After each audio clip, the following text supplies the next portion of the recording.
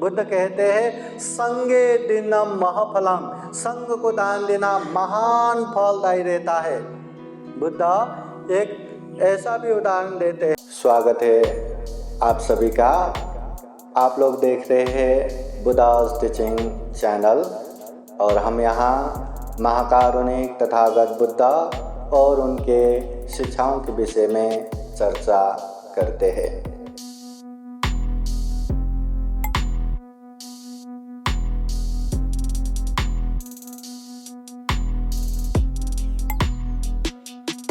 असेवनाच बालानं पंडितानं च सेवना, पूजा च पूजनीयानं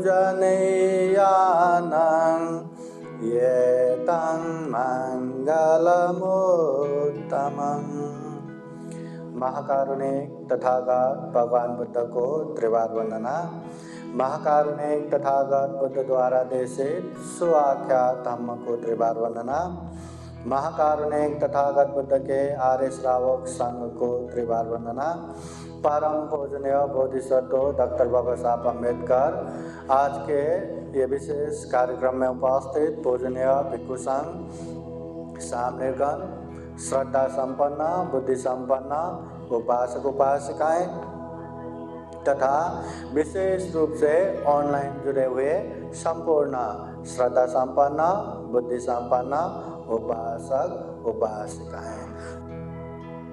महाकारुणिक तथागत बुद्ध कहते हैं असेवनाच बालानं पंडितानं च सेवना। जो बाल मूर्ख है ऐसे व्यक्तियों की संगत नहीं करना। मूर्ख व्यक्ति खुद भी पाप करेगा, अपनों को भी खींच खींच के पाप करवाएगा, खुद का भी हानि नुकसानी करते रहेगा और अपनों को भी हानि नुकसानी करता रहेगा। इसलिए मूर्खों की संगति कभी न करना। पंडितानंद सेवना, जो पंडित है, जो शीलवान गुणवान है, ऐसे व्यक्ति की संगत करना चाहिए जो हमेशा खुद का भी कल्याण करेगा, अपनों का भी कल्याण करेगा।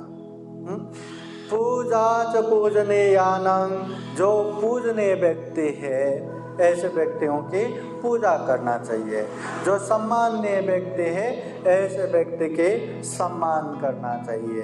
बुद्ध कहते हैं ये तं मंगलम उत्तमं, ये उत्तम मंगल है। जीवन में हमें मंगल करना है, जीवन में हमें पुण्य करना है, तो बुद्ध इस तरह का उपदेश देते हैं।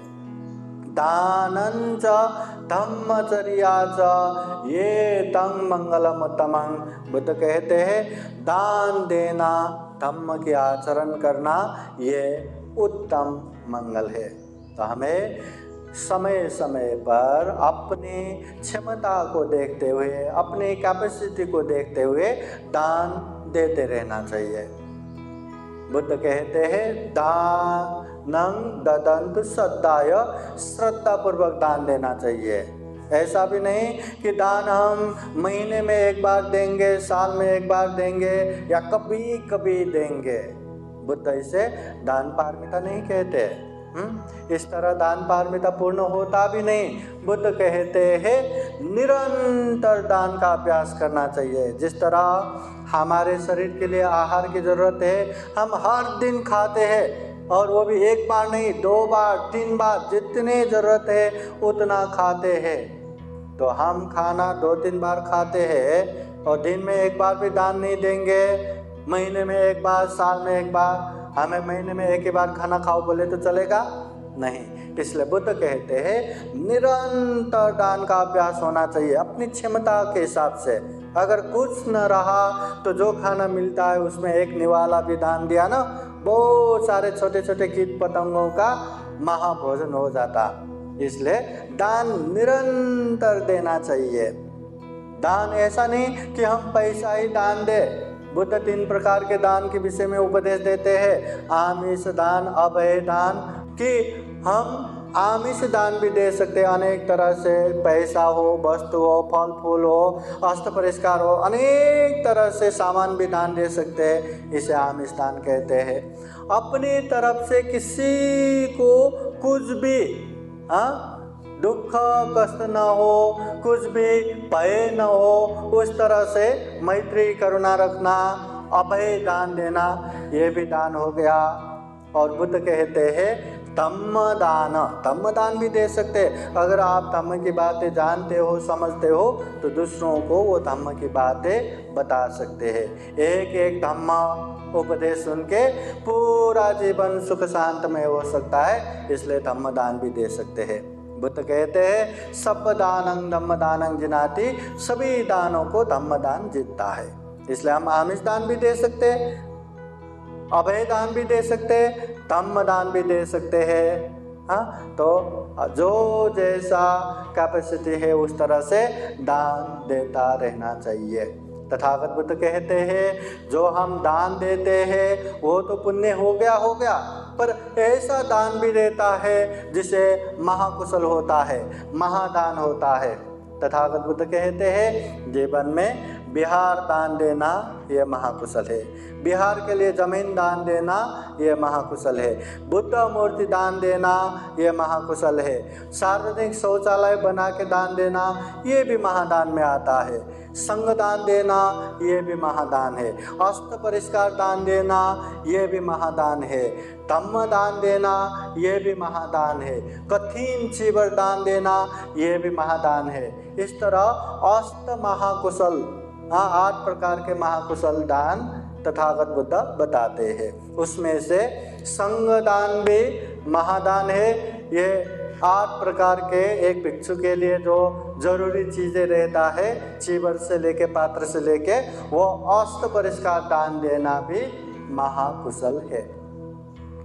बुद्ध के माँ के बाद माँ बन के जिसने सिद्धार्थ गौतम का पालन पोषण किया, महाप्रजापति गौतमी, बुद्ध पहली बार बुद्ध बन के अपने राज्य में जाते हैं तो महाप्रजापति गौतमी अपने पुत्र को देख के, सारे लोग अपने अपने हिसाब से कुछ न कुछ दे रहे, मैं अपने पुत्र को क्या दूं?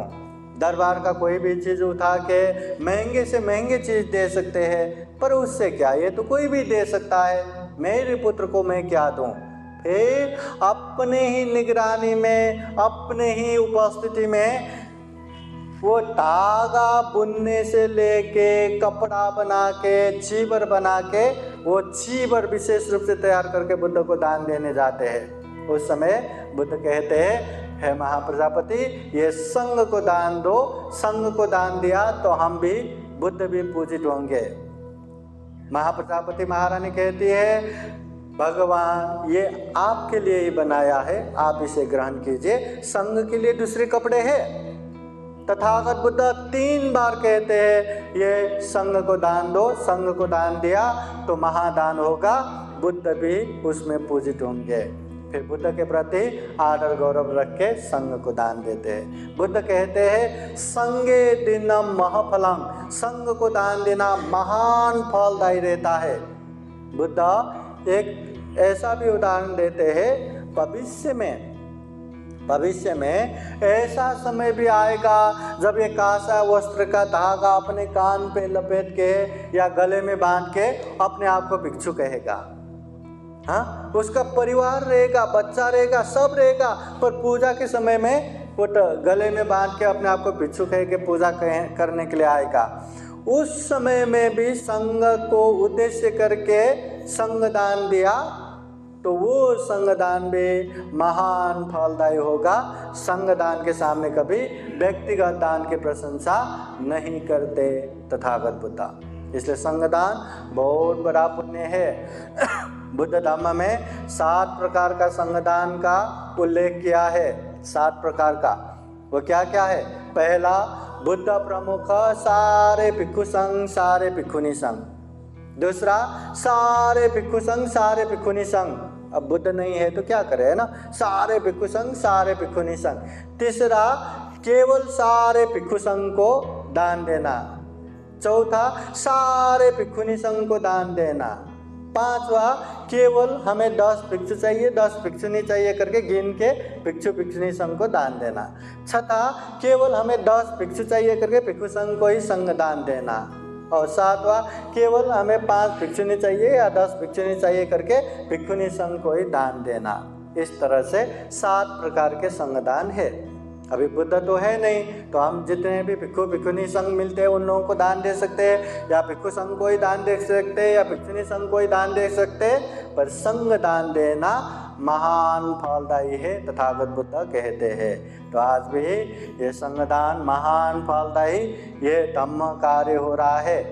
तो याद रखना उपासक उपासिकाएं, हमें खूब मेहनत करके अच्छे काम करके पैसे कमाना है, ताकि इस तरह के संघदान हम बार बार दे सके। नहीं, मेरे पास जितने उतने में ही मैं खुश हूँ करके ऐसे ही बैठा रहा तो दान भी नहीं दे पाएंगे, है ना। अभी 10-10 रुपये दान दे के कब संघ दान दे पाएंगे। पर थोड़ा सा मेहनत करेंगे, थोड़ा सा संग्रह करेंगे तो महान फलदायी ये संघ दान भी दे पाएंगे। तो जीवन में संघदान देना है। इतना दुर्लभ जीवन मिला है, इतना अमूल्य जीवन मिला है, इतना सर्वश्रेष्ठ जीवन मिला है।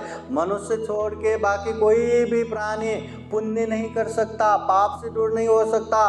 हम इंसान ही पाप से दूर भी रह सकता है, पुण्य में आगे भी बढ़ सकता है। इतना दुर्लभ, इतना अमूल्य, इतना सर्वश्रेष्ठ जीवन मिला है। इसलिए याद रखना, खूब पुण्य करना है, खूब धम्म करना है। चाहे वो दान देना हो, श्रद्धापूर्वक दान देना है, शील पालन करना हो, हमेशा शील पालन करना है, ध्यान भावना करना हो, ध्यान भावना करते करते जाना है। जितना पुण्य है वो पुण्य करते जाना है।